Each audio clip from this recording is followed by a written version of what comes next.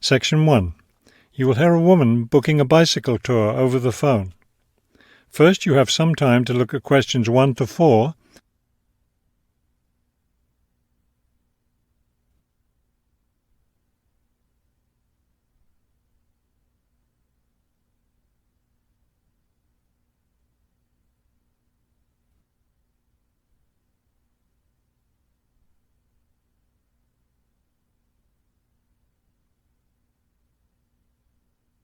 You will see that there is an example that has been done for you.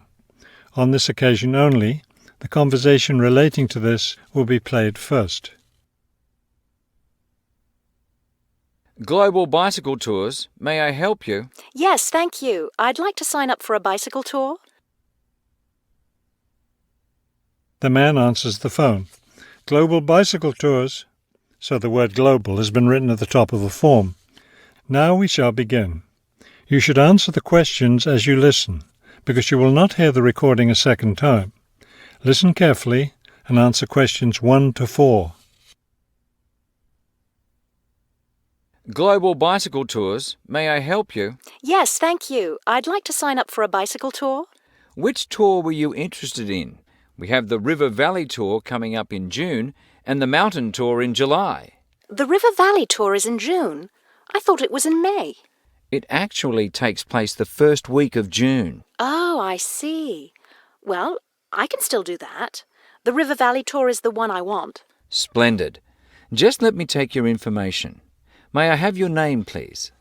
Carla Schmidt. That's Carla with a K, not a C. Karla. Thank you, Miss Schmidt.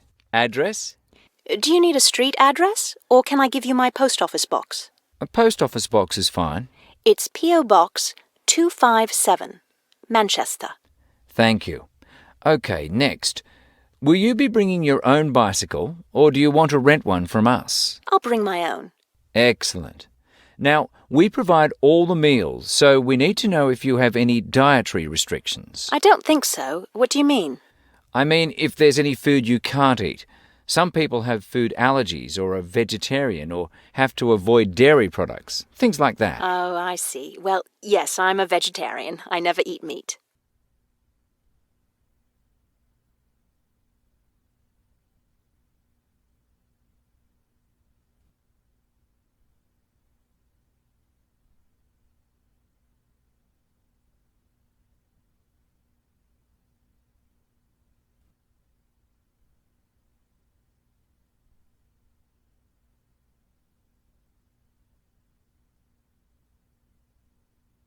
Now listen and answer questions 5 to 10.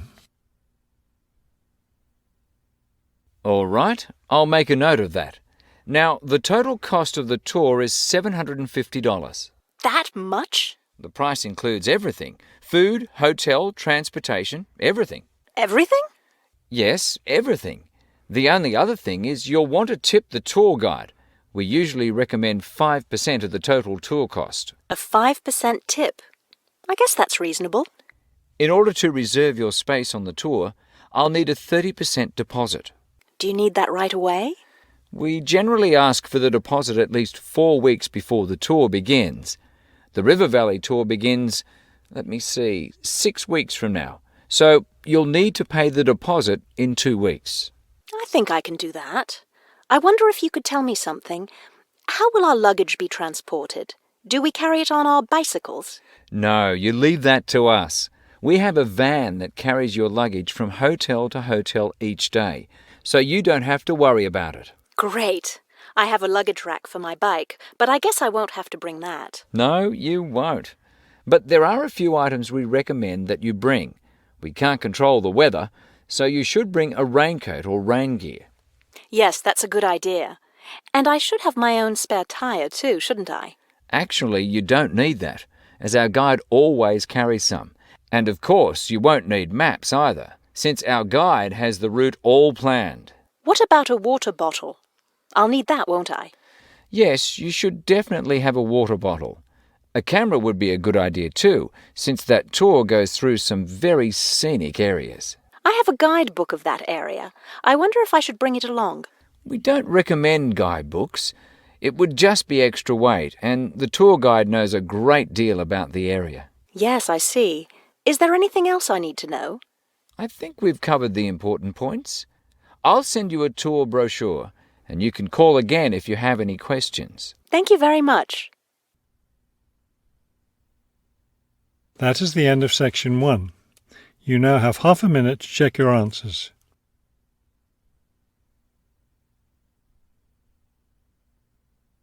Section 2. You will hear a tour of a newly renovated health club. First, you have some time to look at questions 11 to 15.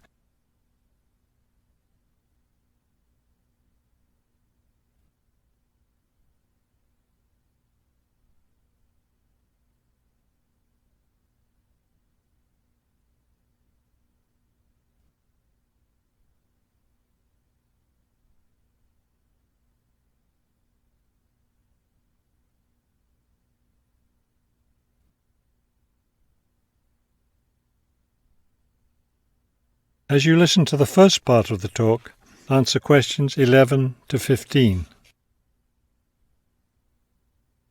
Thank you all for coming to see the new renovations to the Hartford Health Club. I know you'll be as pleased as I am to see the wonderful results of our months of hard work to improve the club and bring you the best facilities ever. We'll begin in here with the swimming pool. You'll notice the new colour of the adult pool, a lovely cool green. Now walk over here and look at the children's pool. It's the same green, but as you see, with brightly coloured sea creatures painted everywhere. Both of the pools needed painting, not only for maintenance, but I think the new colour greatly improves the atmosphere of this part of the club. Next, let's take a look at the locker rooms. Don't worry, there's no one using them just now. Doesn't it feel roomy in here? We've expanded both the men's and women's locker rooms, so now they'll be much more comfortable to use. There are bigger lockers, a good deal more room in the dressing area, and more places to store extra towels and equipment. Be careful as you walk through here. The floor's just been polished and may be a bit slippery. Let's go up to the exercise room next. Here, you'll notice a new floor. Walk on it. Doesn't that feel comfortable? It's a special material, softer than the old floor, an ideal surface for jogging and exercising. They had to move all the exercise equipment out while they were working on the floor, but don't worry, it will be brought back in before the end of today. Let's step outside now and look at the tennis courts. We haven't done a great deal here except to the equipment. We replaced all the nets and the ball throwing machine. Otherwise, everything is the same as it was before. Let's walk down this hallway, and here we are at the club store in its new location. We thought here by the entrance was a better place for it than where it used to be by the swimming pool. But it still has all the same items for sale, sports equipment and clothes in the club colours.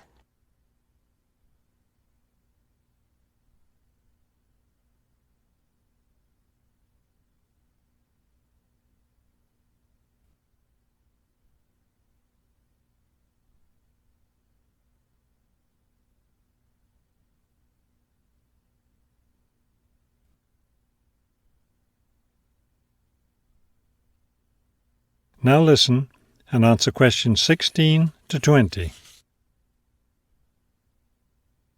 We're excited about the upcoming activities and events to take place in our newly renovated club. Now that the pools are ready for use again, swimming lessons will begin tomorrow for both adults and children. If you haven't signed up yet, you can stop by the office before you leave today and put your name on the list. If you're a tennis player, you'll be interested to hear about the tennis competition coming up on Wednesday. Players from different clubs all over the region will be participating. If you'd like to watch the event, tickets are available in the office. Also, I want to be sure you all know you're invited to our club party coming up next weekend. We're celebrating the completion of the renovation work, and we have a lot to celebrate. The entire renovation project was finished in just 9 months. That's 3 months less than the 12 months we'd originally planned on. We're proud of that, and proud that we came in under budget too. Because we've had such good results with this project, we're already planning the next one. We already have 2 indoor pools, and next year we plan to install an outdoor pool right next to the tennis courts. Details of these plans will be made available to all club members soon. All right, I think we've covered just about everything. Are there any questions? That is the end of section 2. You now have half a minute to check your answers. Section 3. You will hear a museum director talking to several student interns, explaining their internship duties at the museum. First, you have some time to look at questions 21 to 25.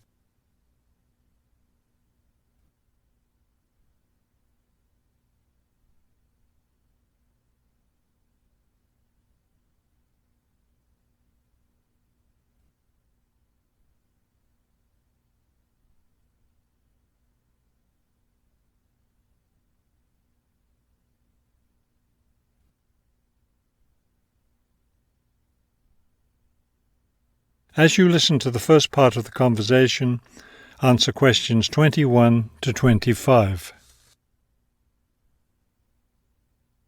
Welcome to the City Museum of Art. I'm Dr. Shirley Johnson, the director of the museum's internship program. Today, I'll be giving you an orientation to the museum and our museum administrator's internship program. Will we get a chance to tour the museum today? Yes, we'll start right now with a tour of the building. We'll skip the basement. Most of that part of the building is devoted to art conservation, which won't be part of your internship. Let's begin here on the ground floor with the museum offices. I guess this is where we'll be spending most of our time, helping with the office work. You'll spend some time working in here so you can learn what the administrative duties involve. But you'll also get a chance to experience all aspects of museum work. This room in here is the Museum Tours office. I'm interested in that. I'd really like to help out with the tours. That's great, because you'll all have a chance to lead some tours and maybe even to develop a tour of your own, too. Let's go up to the second floor now. This is the boardroom in here, isn't it? Will we get to go to board meetings? Only members of the board of directors attend those. Now, back here behind the galleries are the classrooms. You're all welcome to attend any class you want at no charge. But we won't be teaching any, will we? No, the staff of the education department is responsible for that. Let's move up to the third floor now and the research department. Each of you will spend some time working in here. Great. I'd like to help with the research. We're working on some very interesting research projects right now. Also, as an extension of your research work, you'll probably contribute to some of the museum's brochures. I'm looking forward to that. I like writing about art.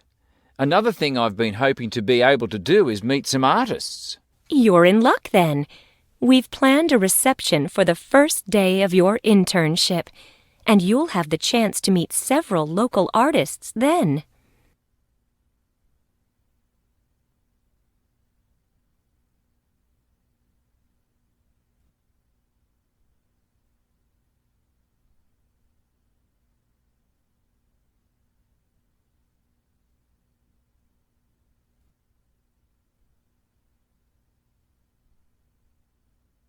Now listen and answer questions 26 to 30.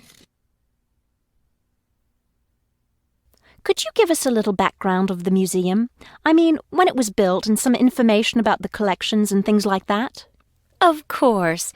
The main part of the museum was built in 1895 with a combination of public and private funds. The new wing was built 60 years later with a donation from the Rhinebeck family.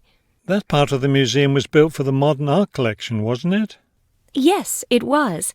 In the main part of the museum, we have a gallery devoted to works by local artists, our sculpture collection, and a small collection of classical European art. You mentioned classes earlier. What kinds of classes does the museum offer? In our adult education program, we offer a series of art history classes, and for children, we have a program of arts and crafts workshops. You can get a brochure from the office that will give you more information. I saw a lot of chairs set up in the main hall. What are those for? Those are there for tonight's musical performance. We offer a weekly concert series during the fall and winter, and of course, all of you are welcome to attend. Now, if there are no more questions, let's step into my office and I'll show you your schedules. That is the end of section 3. You now have half a minute to check your answers. Section 4. You will hear a lecture about the history of the tomato. First, you have some time to look at questions 31 to 35.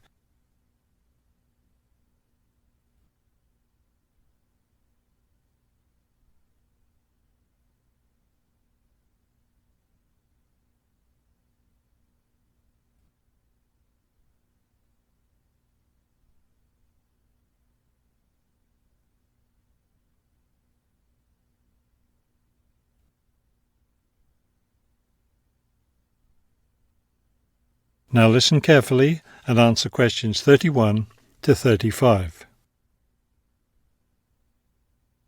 The tomato is a popular vegetable, which figures in the cuisine of many countries around the world. It is particularly prominent in Italian cooking, but it was unknown in Europe until Spanish explorers brought it back from the Americas.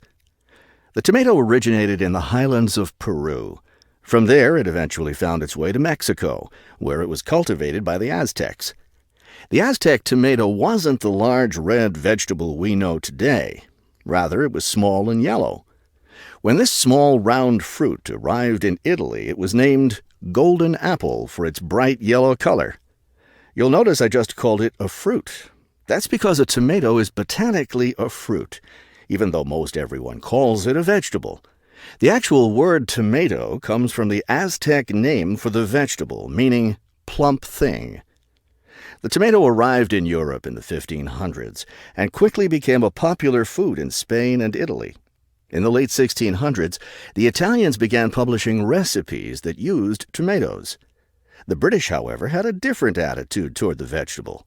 It was grown as an ornamental plant in Britain in the 1600s, but it wasn't eaten because it was thought to be poisonous. It wasn't until the 1700s that tomatoes became part of the daily diet in Britain.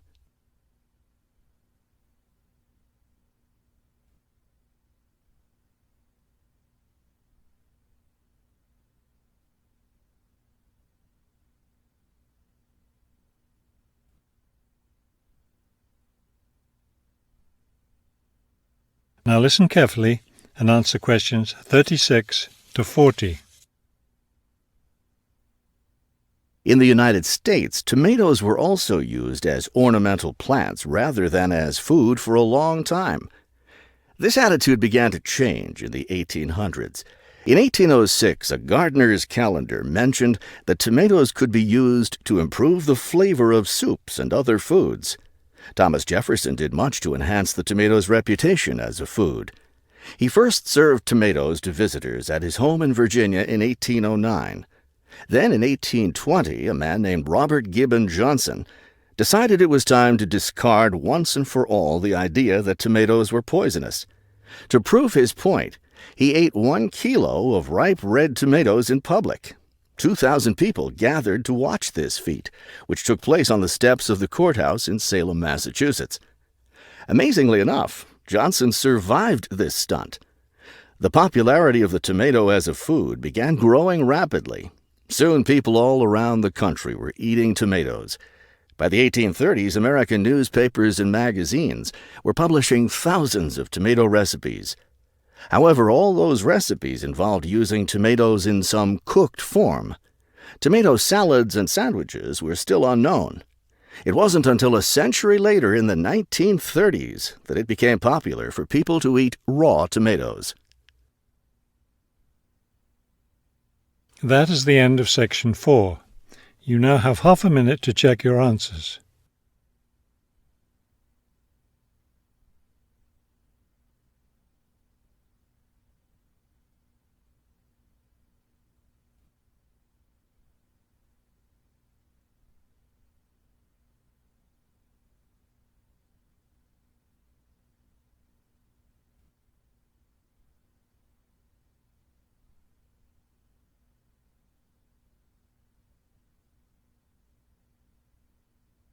You will now have 10 minutes to transfer your answers to the listening answer sheet.